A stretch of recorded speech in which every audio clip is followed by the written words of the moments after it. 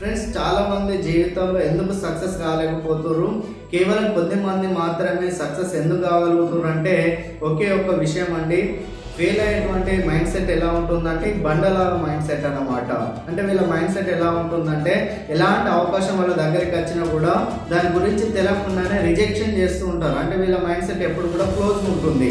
వాళ్ళ దగ్గరికి అవకాశాలు వస్తున్నాయి చూడండి, వాళ్ళ లోపలికి వెళ్తున్నాయా, వెళ్ళట్లేదు, బయటకు వెళ్తాయి అన్నమాట. వీళ్ళ దగ్గరికి ఎలాంటి అవకాశాలు వచ్చినా జీవితాన్ని మార్చుకోవడానికి వీళ్ళు యాక్సెప్ట్ అనేది చేయరు. కానీ ఆ చాలా మందిలో చాలా కొద్ది మంది మాత్రమే జీవితంలో సక్సెస్ అవుతారు. ఎందుకంటే వాళ్ళ మైండ్ సెట్ అనేది ఓపెన్ మైండ్ సెట్, అంటే స్పాంజ్ లాగా.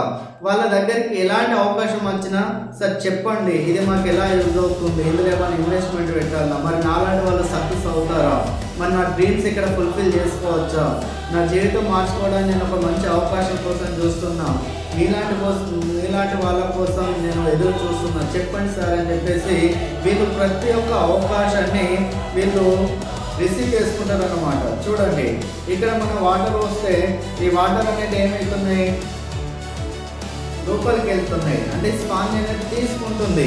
అంటే అవకాశాలు అనేది ఎవరైతే చూజ్ చేసుకుంటారో, ఎవరైతే తీసుకుంటారో వాళ్ళు మాత్రమే జీవితంలో సక్సెస్ కావడానికి అవకాశాలు ఉంటాయి.